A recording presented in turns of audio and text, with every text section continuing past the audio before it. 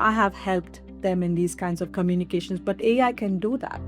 And then that could be a great resource and tool for them to, even get to certain levels of communication and, intelligence gathering. But at some point, you do need the human interaction, and you are going to have to rely on expertise and experience in order to get to the next level.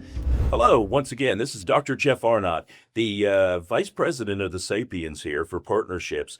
And I am very, very happy to be back this week with a special guest. And of course, this podcast itself is not only featuring the Sapiens, but also featuring some remarkable guests and success stories here in Las Vegas as well, that can connect not only with parents, but also connect with our students that are going through our program. So today, I am very, very pleased to have Dr. Jyothi Pisipati today in our studio.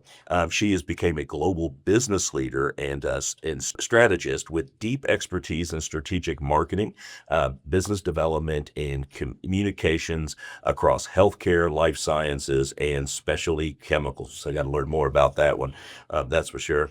She is the founder and CEO of Cyamart Global, where she supports small and mid-sized companies in scaling growth through tailored market strategies. And of course, I believe I've looked at your LinkedIn page and you got your PhD from Virginia Tech as well. Okay. Well, anyway, let's tell us more about yourself, please.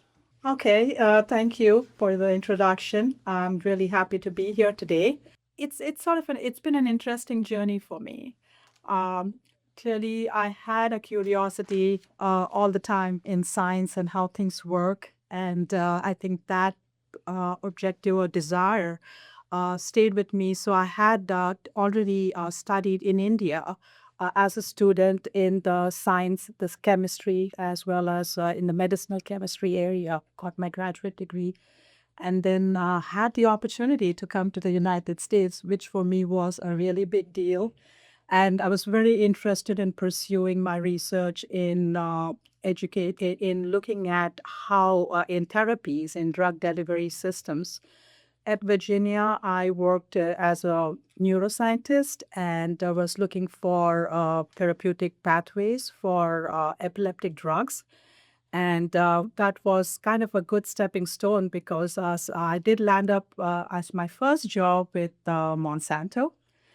And that company was looking to find ways to extend the lifetime of cars, and they were coming under some heavy regulations.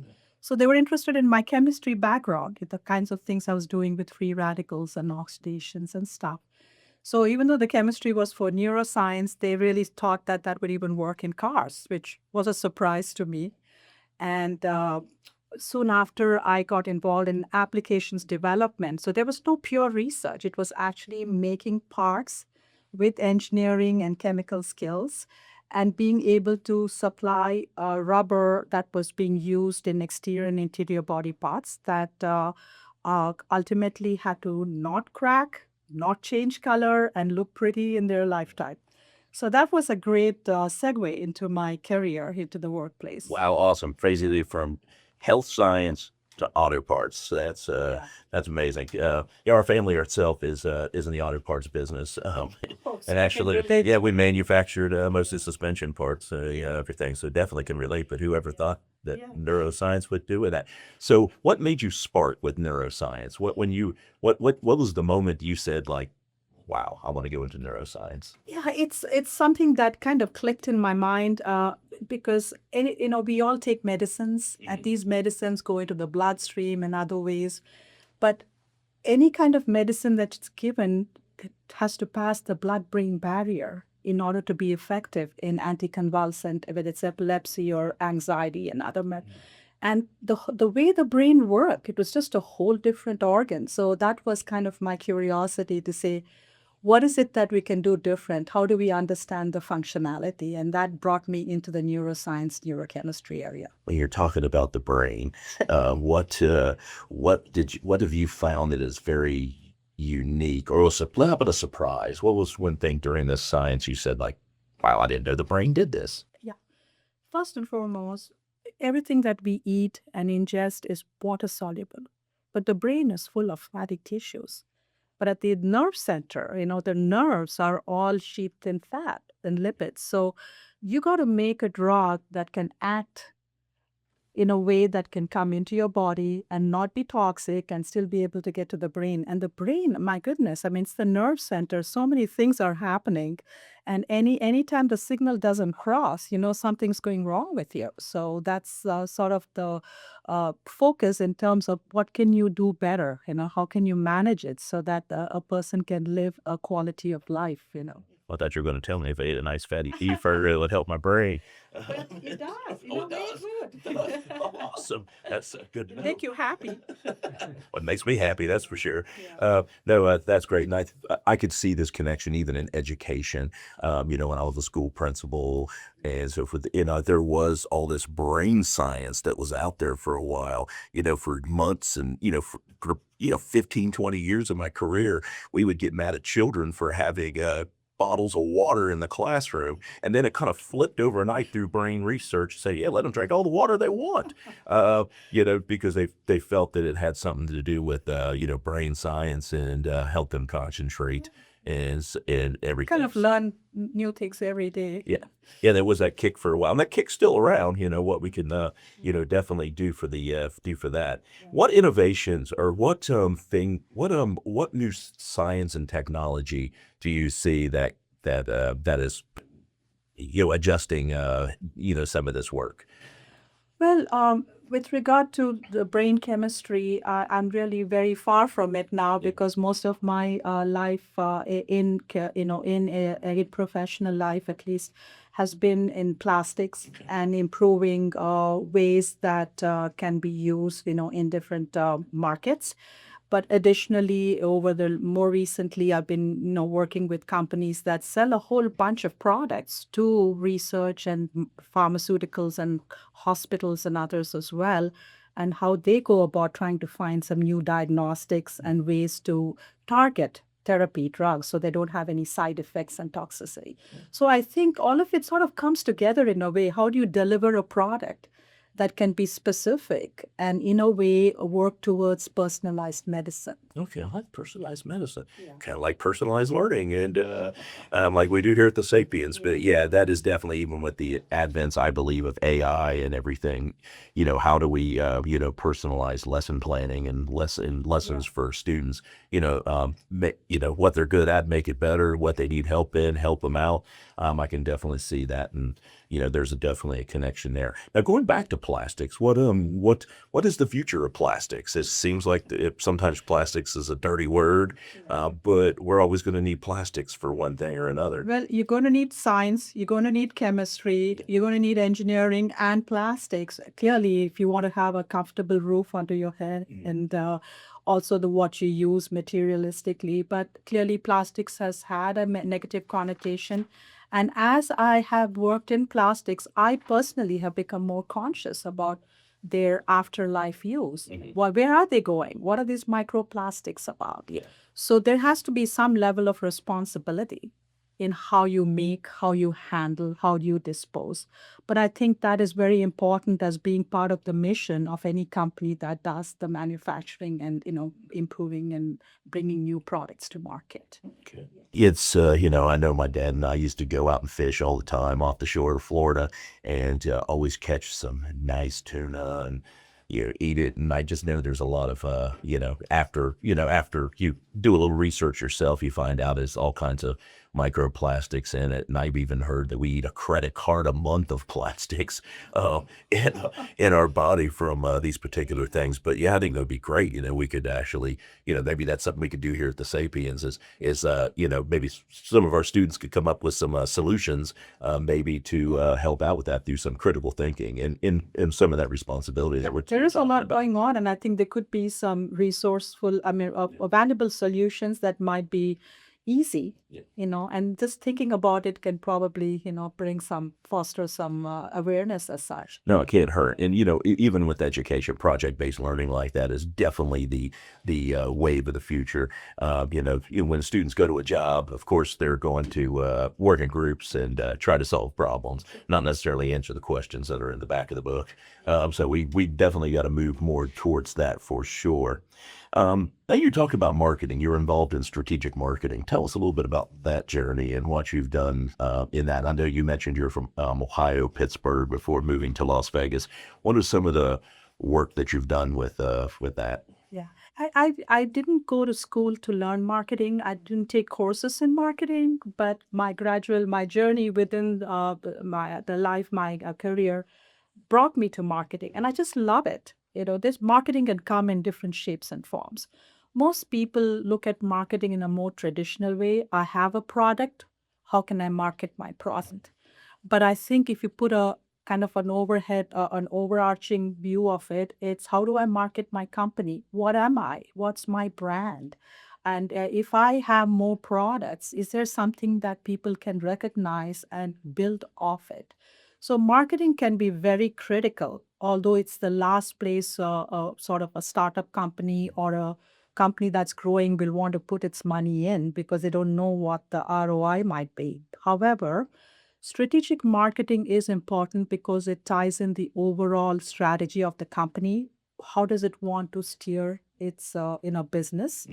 From that grow goals for the year or for the next 3 years, you start to build and align the rest of the organization.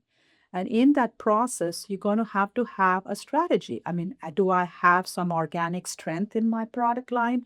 Do I need to go buy a product or a company? Is there something that I can do further in terms of resources and budgeting? So when that comes together, you got to first bring the teams together or some initiative leadership and some commitment so that then you begin to build a strategy. What can be the strategy? I mean, you got to have a goal of how you want to grow and how much. Where do you want to grow? What product mix do you want to take and do something with?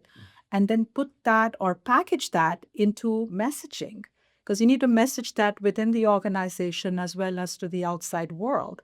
And so it means that you got to bring awareness of who you are as a company. What's your leadership about? What kind of products are you selling? How are you going to sell? What are the benefits? And who do you want to go to? How do you segment your customers and your markets? Are you going to only sell to this market or is it useful in others? So the marketing role becomes very important. So first, importantly, think about the strategy or and then within that, the tactics and the actions you want to take. Bring in the sales force as needed, bring in the product managers as needed, bring in the manufacturing and let them know this is where we want to be putting the focus for this reason and what's the profitability and the revenue growth. So only a marketing person can interface effectively and bring that together and build a strategy around it. I know there's all types Yeah. of new Marketing tools and Yeah. tactics out there. Yeah. What are some of the new ones you're finding that are very effective? Well, what's interesting for me is that I have worked in a manufacturing environment, but also worked in a distribution environment.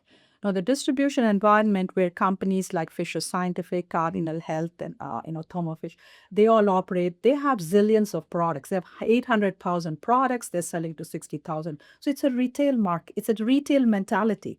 So you pick the tools like email marketing or automated marketing systems, social media. There are different ways. You try to reach your end user and your customer base. So in that sense, the scientists are also being reached in that way, in that market, in those markets. But I find that you got to come at it in different angles. If you're selling to the government, they're built around contracts. There is no marketing going on there. You got to be one-on-one, deal with the leadership, make sure that everybody has certain tools and processes that would enable them to buy from you. That's how. If you're looking at the industrial markets, whether it's pharma, biotech, and all these, they're going to be scientists that are very brand conscious, sensitive. They only want to use a certain brand. They know it works for their experiments. But they're going to be the purchasing managers who are being tasked to say, this is your budget for all of their lab by low cost. So they're going to come at you different. You can't mark. So the purchasers are looking for low cost. The scientists are looking for benefits and enhancements. So your marketing has to be targeted and geared in such a way that you can be sending automated marketing messages to scientists. They will never open it. In fact, you might only get a 2% opening rate Wow. at best, Yeah. because they're not curious. They don't want anybody to tell them. Yeah. Skeptics at heart have to figure it out themselves. They're going to go and figure out the internet, search everything. Then once they get a little bit of a spec or somebody saying some assurance, they're going to buy. So there are marketing approaches, and that's why it's important to understand what tools are available. And you can't use Facebook for scientists. I think the LinkedIn is one where you can go. And then there are other tools, associations through which, through associations you can reach them. So you got to be savvy about what you want to choose and pick in order to reach your. No, that's great. Yeah. Well, here's a couple points. Yeah. I know Yeah. the staff and I here were just talking a few minutes ago before we even got here about the Yeah. benefits of, Yeah. marketing, basically talking to like the media and so forth. X might be the paths to do that because they tend to be on there. But yeah, and you bring up some other good points And about marketing. websites, you have Oh, to yeah. be Oh, very yeah. savvy because they have to be somewhat, you got to be able to toggle, negotiate, find, look at the languages, put the right kind of information. It shouldn't be a lot, but just enough so that you kind of get their attention and have them really look at what you have. Yeah, and when I was doing school marketing, that was when you're a principal, you're also the marketer, or you have a staff of people to do it. Especially when I ran adult education programs, because you had to have good information out there on your website. Yeah, and also it has to look good on a cell phone too, because 90% of the people are Yeah. registering these days through that. I think And it is 65, 70% of all purchases today, or maybe even more. Yeah. I mean, this was 5 years ago, is happening through the mobile. So everything all kinds of content, the content is very critical. No, it has to be because you have that person that you mentioned that really wants to do the research, and some people just want to see the. Yeah. See And the they're thing. sitting at a bar or they're just sitting at some place and they're talking, saying, hey, let me look. Maybe this product's available, right? Yeah, and then you got QR codes and all kinds of good things too to help make it easier. Yeah. No, the loyalty marketing, and I'll tell you something else that's hot right now. As we know, AI is pretty much ruling the roost at the moment. How do you see AI with marketing and also websites, especially websites? How do you see that affecting marketing and websites? I think AI is definitely in our lives, whether we like it or not. And maybe we will begin to like it. I had reservations at first, but I do see that with especially small and startup companies. I mean, I have helped them in these kinds of communications, but AI can do that. And then that could be a great resource and tool for them to, even get to certain levels of communication and, intelligence gathering. But at some point, you do need the human interaction. And you are going to have to rely on expertise and experience in order to get to the next level. Yeah, plus I think it gives that human touch as well. And of course, here at the Sapiens, we have AI camps. We even have some lessons, on some of those specialty days. This is an AI website. This is a regular website. So yeah, I don't know. I personally believe in the personal touch, and I've actually built some AI built PowerPoints, and sometimes they put some bad information in there. You really have to double But check. at the end of it, you have to be the person who owns that material. But I think it's wonderful because I have seen some students use that even as a starting point for projects that they want to, initiate. Yeah. In fact, some of these documents here I got were AI driven. That's for sure, and it does give good information and really does some nice deep dives too. If you do it right. It's all about prompting, as we know. It's all about that. You've also now this is an interesting topic I definitely want to talk about. You've worked with international teams and teams from around the world. Some of the I'm very, very intrigued with some of the international work that you've done and managing teams from around the globe. Tell us how that got started, and also tell us how is it like managing a big team like that? When I think back on it, I think it's been a blessing and very exhilarating as well because there's no manual that's going to teach you how to, interact and what are these. So you're essentially the frontier out there. But when I started working in Monsanto and then on in Bayer and also to Thermo Fisher, they were all they were all global companies. So right at the get-go, I had the opportunity not only to work within the local, the in USA kind of staff. Some of these projects allowed me to interface, even at the early stages. And this was way back in the 90s, when we didn't have video conferencing and we didn't have all the different social media or even the direct level of communications across. But so we always had to find ways that we could communicate. And I found that within the scientist community, that people were largely all very they were focused on facts, they were focused on results, they were focused on ways. So we had some real productive discussions, and I had started my life as a technical person within the professional life, so that kind of got me some good insights on how to manage, interact with people. But some interesting stories there when I was at Monsanto. And also Monsanto was more in touch with the of automotive companies, the big three, GM, Ford, and Chrysler, but also in Japan. So the Japanese were a rather quiet, set of people. They wouldn't necessarily speak out, in teams. When I went to started to work in projects in Germany when I was at Bayer, I mean, I lived for 15 years in Germany. I almost traveled 4 or 5 times a year, sometimes even alone in a plane because it was in the middle of February. However, it was in the German teamwork was interesting. They were rather competitive with each other in an office setting.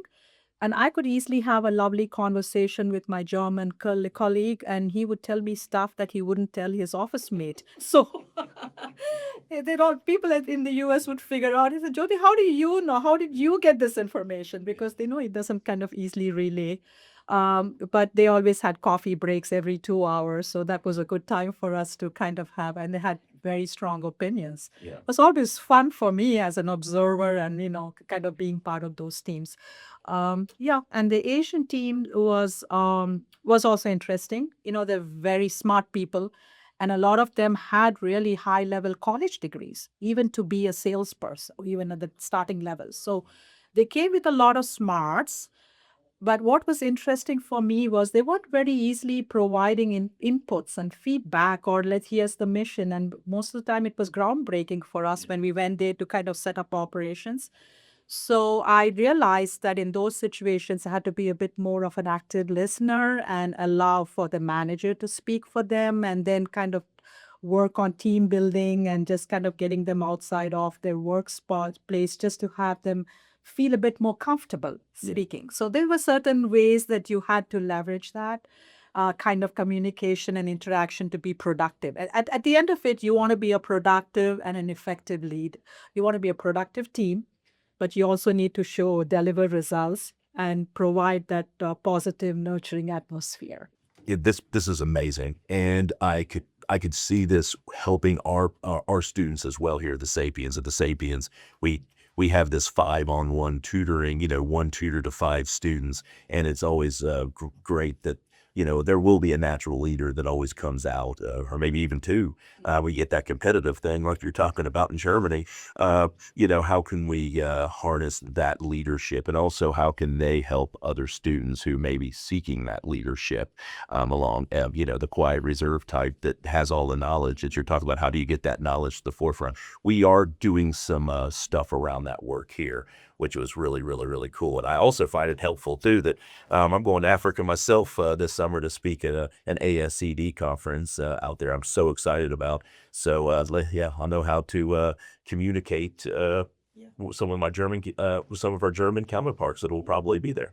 Yeah. Wonderful. That sounds great to hear. I think you'd really enjoy the experience. I think the most important thing is to keep an open mind, and then you begin to really absorb and enjoy the moment, really. I know in Mexico, I had to run a business unit where I was leading, I was a business unit manager, which meant that I had people in Mexico City and Central America who were salespeople, marketing. They knew a lot about the manufacturing. We were selling into certain markets there, along with Canada and the US, where I had responsibility. But the Mexico was interesting because in a given meeting, when we were in Germany, it was very much, or in any part of Europe or in Canada, you had meetings and we all knew how do meetings start? What is the mission? But when I was in Mexico, we had 3 languages happening in that meeting. So we had to give aside time for a 1 hour meeting to be nearly more 3 hours, only because We had, Hispanic, Spanish speaking salespeople. We had a German manufacturing person. We had the US contingent who didn't understand German. So it was very important that as we built the business plans and kind of set the path for how we wanted to approach and sell our products or approach customers, that we needed to put aside time to be patient and to be able to make sure that everybody understood the different components of what needed to be done and what was in the plan, which was interesting for me. Yeah. Nice, nice. Now that's no, that's it's great. Now, next thing I got, because the one thing I've already noticed from talking to you, you've started your career thinking it's going to go one way, but it ends up going a different way, even though you're still doing the same type of work. And if you've lived in several continents, including several states here in the United States. But the big question I have for you now is, what's next for you, or what are you doing here in Las Vegas? I don't know what I'm doing in Las Vegas, or but I love it. I have enjoyed moving to Las Vegas, and I've met some really, really nice people, and I feel inspired, in a way. And I hope that I can somehow contribute, to the professional community or even, through the school system and others. I have my personal mission has always been to do something that can make a difference and change the lives of people.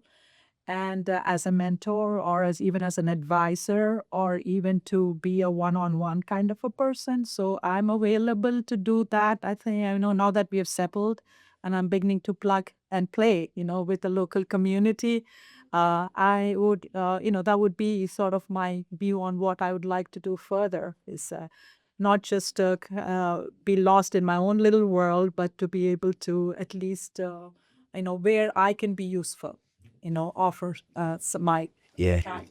Yeah, here at Sapiens, we do have some good relationships with some schools here globally, the school district schools, and including some charters. In fact, we have a math competition coming up, but we would definitely invite you to on May 10th at Pinecrest, which we're real excited. Yeah, I know. I think science, math, very important. Of course, and the word. You got to know how to speak and express yourself. But it's such an important product. 7 years ago, that's what Sapiens started with, was math tutoring, and it's really gone beyond that. Of course, language arts, and I know they do a lot of test prep when it comes to SAT, ASVAB, you name it. They'll work with all kids K through 12 in our area, and like I said, we have a great relationship with a lot of schools here in Las Vegas, and we treasure that relationship. 7 years strong, and many more to come. That is for sure. So where do you see math itself? I know math has always been math. 1 inch is 1 inch. Counting to 10 is counting to 10, regardless of what language, what culture that we're in. However, with some of these other tools, what role do you think math will play, and what students will need to know with the future of math and science, for that matter, too? You always assume. I know the days when we were just doing manual math. Finding ways to multiply, add, subtract with our own capabilities. But then came the slide rule, goes for some, and then the calculator, and then you had this wonderful tool in your hand that you just used, and then it just spat out, you have the answer in your hands. But I think math, people underestimate the use of math in your life. And it's very critical. As for when I was a scientist, I used math all the time, whether it was statistically significant information or even in the early stages when I was a technical person, I actually took MBA essentials as a way to understand just the simple math of how our leadership and the business that I was part of actually calculated profit loss or just understood, what was important. Because if I only had a certain amount of money, what kind of projects do I want to put that in? I mean, can I get a human resource or can I use that same money for something else? So math plays a big role in there. And it's not just additions and subtractions, but in a way, they may be, no matter what, accounting is going to be important. Yeah. As well as anything that you want. Now I have the curiosity to go back and do more calculus and other things too, because it does play a part in some way that you then begin to realize, maybe I wish I knew a little bit more about what math was. Yeah, I taught math back in the day when I first started my teaching career at wonderful Haines City High School in Haines City, Florida. Go Hornets! I taught a lot of math, and I remember one day the principal called me down and says, "Jeff, we need you to teach some economics, and for this upcoming school year." And I loved it because it was basically putting math into a language that all seniors understood. Talking about money, talking about the economic system, and they were actually learning math, and they didn't know they were learning math. That Which I reminds thought, me about something that I had because when I got into from technical positions into more the marketing and strategy, I was helping the company forecast. And it was very important to know where the markets were going to be, how fast are they growing, and where do we want to redirect our resources and things. And I was surprised to find myself really go back and learn. Come back. The math comes back to you, but you realize that here's where the application is, or even regression. You have a whole bunch of data, and then you say, okay, but is there a correlation there? So it does come back in different ways and forms. yeah, and back then it was a little old school. It was great. We'd get a stack of the Tampa Tribune once a week, and we would go in through the stock game, through the newspaper, trying to figure out how much did Ford grow overnight over the last couple of days. And it was a lot of fun. And the kids all wanted to watch Wall Street and everything, and we let them. So I guess I could say that now. So, but it was a great experience for them, and I wish we did more and more of that. It seems like when kids are growing up or children are growing up, it seems like when the first words out of their mouth are usually these great scientific questions. How does a man get on the moon? Why is the sky blue?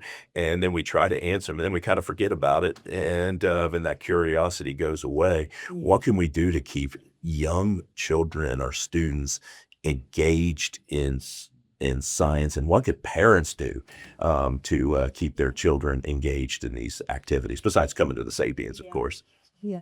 So there was something that comes to mind because when I was in Pittsburgh, it was interesting. We had formed an asset consortium, which was a kind of a nice experiment in itself because the Carnegie Science Center was a very important place where kids keep to learn about science outside of their curriculum. But what we found, and they're mentoring, we would mentor them and career counseling. But the Asset Consortium was interesting because we had education, people from the universities, from industry, as well as from different backgrounds come together. So we had a group that were looking at how to nurture science within the community. And so we provided, and in those days it was sort of new. Now it happens everywhere, I think, because it's just that the funding was taken away from many of the schools for science. But we realized that at the eighth, when they're in the middle school, is when they have a lot of interest, and then it starts to fade away. And when you'd ask a student, what do you want to be when you grow up? They want to be a celebrity or they want to be a sports, star, which is very natural because that's where all the glamour and the aura is. But fundamentally, you can very easily lose the interest in a student for sciences at that age. So it's very important by third grade to start to plant that foundation and be available to mentor or to even lay that foundation, because many of the children that come and are interested in science may not have parents who have been exposed to science. Yeah, I remember growing up myself. My parents were rebuilding a house in West Virginia, and they had some contractors come out to rebuild it, and it was a historic home. But I remember we lived down the street. I would go down there for hours and watch the guys build the house. In fact, I was there so much they put me to work measuring and cutting wood and everything. But I really got to learn a lot about measurements and structural things by just that experience and learning it during that 3 or 4 month period. And it kept, in addition to keep me entertained for that long period of time. But I felt I'd really learned a lot. So I personally believe, from my experience of being in education, more hands-on stuff we can get, manipulatives, Even when I was learning my times tables as a kid, we used the popsicle sticks. We had your hands on and you could visually see it.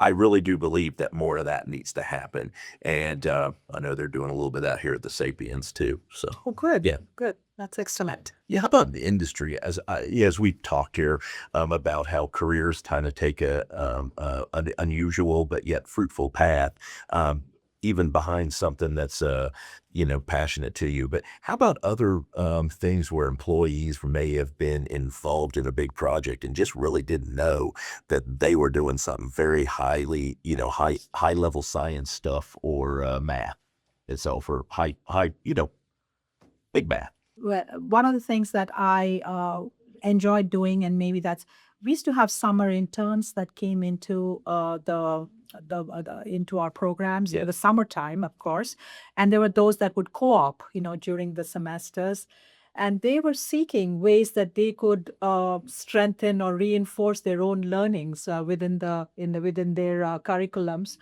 And once they came into our program, I would, as a leader, I would try to find things that would match their what they had studied. So at least they could see the connection. And maybe one example I could say was one of these people. She was doing Spanish, and she was doing science as her majors, and we got her to start doing some lab work where it was simple. You just formulate, put a few things together. But I don't know if you may have seen a mattress, they're very cushiony, like the seats. But in order to do that, you put a few chemicals, you find a way that it becomes airy and spongy, just like you bake a cake. So even though she didn't have a very strong science background, she understood that this is a recipe and here are certain ingredients. They go into it. You're making something that ultimately has an application in the outdoor, outside of life. I mean, in your own daily life, and that might be an example. I think that might show you that you need math, you need science. If you need to scale up, you got to multiply that, whatever that is, the recipe a few times. You got to make sure that it fits into certain molds and contours. So that could be an example. Yeah, I'm a big believer in internships, especially paid internships for not only college students but high school students. We had a high school in Kissimmee, Florida, for the last district I work at, called Neo City, and it was a specialty type of STEM magnet high school. But they had all these manufacturers who were very close to them, high tech, and a lot of the students would do some internships there in the summer. The kids really almost changed their mind about what they wanted to do from those experiences. These were very paying jobs. And in fact, it was great. Some of the employers came to me because I was the district office guy and asked me, "Hey, could we hire these kids in the fall to work after school?" I said, "There's no law against it." Sure. In fact, I highly encourage it. So it was really great, and that's all because of the students. I talked to the students. One of them, I think, is going to an Ivy League school. Another one went to Texas Tech. But really, it just kind of changed their whole opinion about science by just getting their hands involved with it. Yeah, I just something that came to my mind through the asset organization when we realized we were taking actually students to various places, so they got exposure. Because one example was people who did chemistry, for example. Yes. They didn't realize that in a workplace, at some point you can become a patent attorney with your chemistry background, or you could be in accounting but you understood what these technical products were about. So there's something to be said about having a foundation in the science and in certain areas, but then taking on other careers. You don't have to be a person in the lab. I mean, I had an opportunity and an evolution in my own journey, going from a scientist all the way to being an executive, and being able to manage business and, break out products, and not just products, but being part of a business decisions, which I would never have thought of when I was a student in high school. No, no, it's just it's amazing how it works. I never thought of Yeah. you sitting here in Las Vegas after doing 30 But I know years the of this. teachers have a problem too, because the other students ask them questions and they're unable to say what it's like or what might be the possibilities. And so I think that encouraging them to actually see what the real life is about can provide, they could get the insights then to be able to share that. Yeah, well, that's so true. We had a program in Florida, and they may have them here in Las Vegas. I really need to research that. Where during the summer months, the teachers themselves were actually working in industry in some type of related job, so they can relate it back to the students of some of the experiences they had. There's a lot they can take from that. Obviously, more than just the science, but just how industry, business, and all that operates. There's so much they could be there, and also for students, I encourage parents out there too. Definitely research some stuff with Nevada Works, some of the summer programs that may be available for students. I know they're always looking for students to really get involved, and they have any of the jobs like maybe working with government agencies, city, local employers that can really give those students that experience. They can get a lot from a part-time job and get paid. Usually they get paid. So that's always Yeah. a good thing as well. I also feel too that with sometimes with summer coming up, folks and parents and students, there's always that summer slide. Regardless, you're hanging out at the pool or just kind of hanging out. We do have some day camps here during the summer too that are sometimes with some really engaging science and math type of activities to keep that brain sharp and stay ahead before going into the next school year. So we definitely encourage that as well. Um, how about, I want to ask this as a good final question since I don't have experience with this and there's not many people who have. You've received a college education overseas and in the United States. What's the difference? What makes an American education different than over there? And you can go into pluses and minuses and all that, but what's the big difference? That's a great question, Jeff. I wish I could have been being educated at the same age at both sides, but I can only compare the early education that I received and then the later education that I then, went on to, pursue in the United States. I was very lucky in India to have been to be in a school that provided some, let's put it this way. In India, the school curriculums are pretty set, they're rigid, but they're very good. I mean, clearly the parents focus. They are completely focused on the child till the child gets past the 10th grade and 12th grade certain times when they want to make sure that a child is doing well. But that puts a lot of pressure on the children. And I'm not even sure if just studying all the time could be really good for you. Because I find that sometimes you take a little time off and do something else might make you a better student sometimes. I mean, that's just my view. However, there isn't a focus, but people are learning. I mean, and education and growing up in India for me was a lot of fun because it was not just just trying to the arts or just being out, but you don't do as much of going out with parents and fishing and that sort of thing. That doesn't happen. But there's a lot of family activity, and no matter what, you are in a kind of a nurtured environment. What I did see when I came to the States, what I appreciated most was critical thinking skills, independent thought, and that's important, I think, because, and I had an education in school in India where in my school, they had already started to encourage that. And it's where, and even to sit out in the open air and write poetry, which was I don't think many students have that. So you just see a rock and a tree and it's like write something about it, right? So it's the most boring thing a person can do, but then you kind of learn as you go to express yourself or kind of start to view and observe things around you.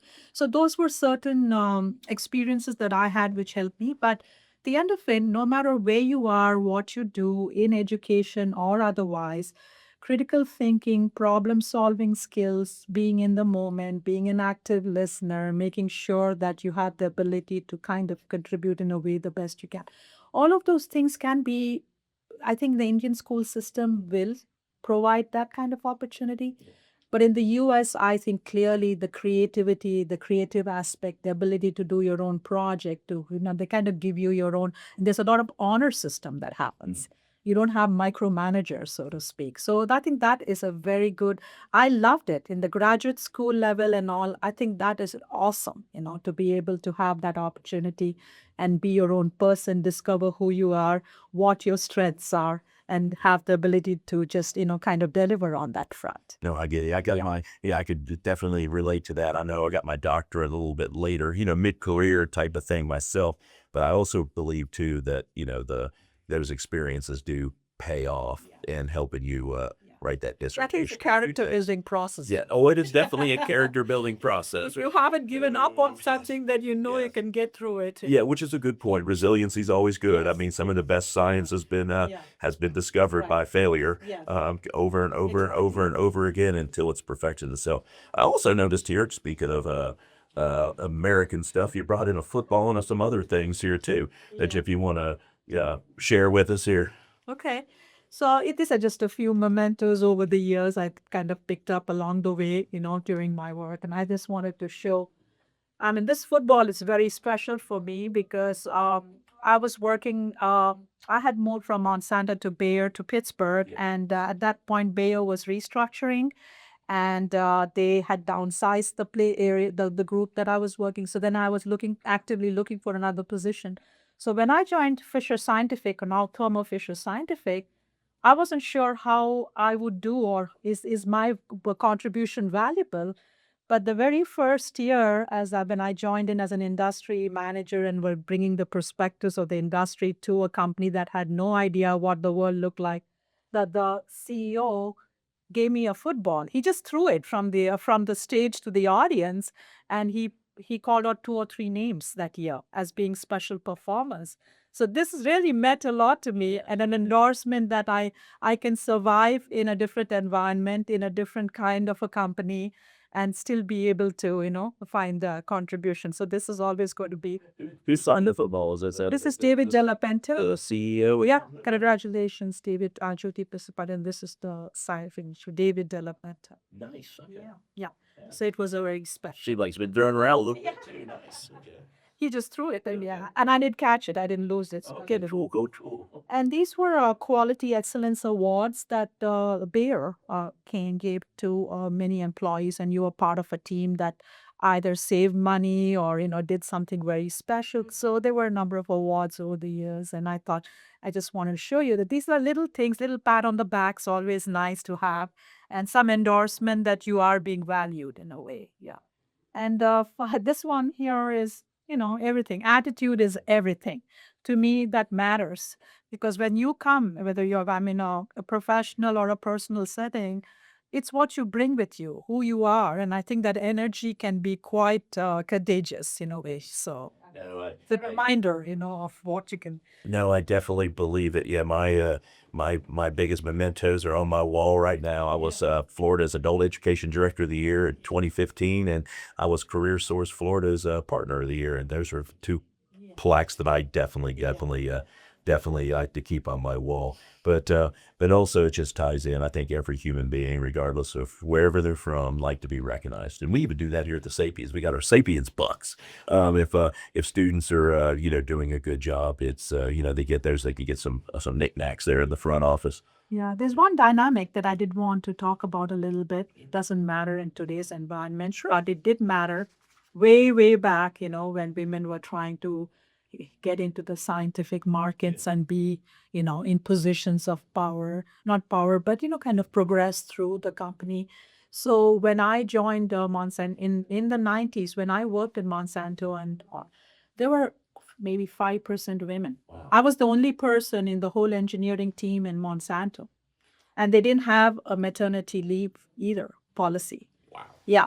And so it was interesting because I had to kind of work within the, the scheme of what they had. Then of course, when after Clinton's, they had the policies coming in, but they weren't even sure how to treat me or how to give me that extra time if I needed, which I didn't get. They never assured me I'm going to have a job after I had my baby. So those were interesting times. And then even at Bayer, there were maybe 5% women. It was a very man-dominated industry. I worked in very many men-dominated, and then in the management level, there were only 2% women. So there were a number of things that were interesting. Yeah. And we literally had to, there were challenges and there were opportunities. People didn't know how to treat you. Or when I was in Germany, they kind of kissed me on both sides of the cheeks as a greeting. And my US colleagues, they liked that. They said, do you know there are EEOE rules about it? But it was their courtesy. There was their polite way, right? But a woman in a business setting was kind of foreign. So in a way, it was a trend setting. And but I felt like I was bearing a heavy responsibility for those that came after me, whether that was a minority or a woman. But it didn't matter to me in my head. I just always operated in the way that I felt was, it was important to perform and be a contributor, and that's all that mattered. And when I then transcended went into Thermo Fisher, 51% of the workforce was women. Yeah. And there were no issues in that sense. It's like, okay, everybody is, it's the same. So there were some interesting dynamics that I kind of had to be aware of and manage along the way. But at no point in time did I ever feel, like it mattered, Yeah. that gender mattered. But I don't know if it's important, but I just wanted to No, I think it's express it's that. great. I was going to ask Yeah. that question, Yeah. and I know that gap Yeah. has cloned quite a bit, and Yeah. there is a lot of women in engineering Yeah. and stuff today, unlike there was in the past. Yeah. But I still think there still is, maybe a slightly more men than female. But what advice do you give to a young lady or a parent of a young girl who wants to go into these fields? Do not hesitate in today's world, especially biotech and IT industries. There, it's very, very level setting there. It's not, and you have to be yourself. I think what's important is not let people think that you're different. I mean, in that sense, it's you're bringing something to the table. Bring it with that merit and bring it with that spirit. As far as I'm concerned, but find a way. I mean, if you don't have leadership opportunities within the company, or you might want to grab. I have grabbed a lot of not grab, but taken opportunities consciously, even though they were very challenging. No sane person in the US would have taken to have gone to Asia and trying to set up operations where they had no idea what to do. But I took that challenge because I realized if I took the challenge and proved myself, it might mean something, and you could leave a legacy of sorts. So there are some of those conscious decisions, but they don't come all the way, and you have to kind of manage that family life balance is very important. Family. And for me, it was constantly challenging because my husband also had a traveling job. We had no family, and we had to literally pinch hit between us to raise our kids. So now we have children who have been able to accommodate, and we had to build the flexibility in our schedule. And when one of us traveled, the other one didn't, and we tried to make a few things like a cardinal rule. But it does take a little bit more management, or like really you have to be very, uh, you've got to make sure you understand what's important. Is that, the kind of time you spend with your child is quality time. I think they appreciate that. Yeah. No, that's beautiful. It really is. It's Yeah. really Yeah. really is beautiful, and I definitely admire your work, especially moving from place to place and being successful from Yeah. place to place. That says a You lot. got to take the risks sometimes, and you see what you could do with it. Yes, and together we both moved to Las Vegas recently too. So I get Yes, that to do Vegas. this Yeah. to do the same thing. But yeah, I think some of the great takeaways that I took today was be you, be who you are, follow that dream, be flexible. I think flexibility sounds like a big thing too, and I think that can stuff, and I appreciate that. So I can definitely tell the staff here at the Sapiens at different ways we can help, adjust some of those things. I think some of that stuff is good, especially when you're talking about leadership. Anything else for the crowd here before we say goodbye? Well, thank you for having me. I really enjoyed my, conversation with you. And I really wish, and I think Sapiens is amazing fact that they're focusing on these things, and the fact, and also growing more into the initiative leadership. If we can nurture it at a young age, I think that can really help build confidence in a person. Yeah, and there's no question about that. Here at the Sapiens, we do a lot of high dosage tutoring, which is, students will retain stuff 2.5 times better. So we definitely encourage students to get involved, and not a better, couldn't ask for better timing. Tutoring is free until the end of the school year. You can just no contracts, no obligations. just show up, and we're open all 7 days a week. So come on in, and of course, not too early to start thinking about summer camp either, at a very low cost. So I'm Dr. Jeff Arnott. And I'm Jyothi Pisipati. Yes, and we thank you again for tuning in to the Sapience Podcast.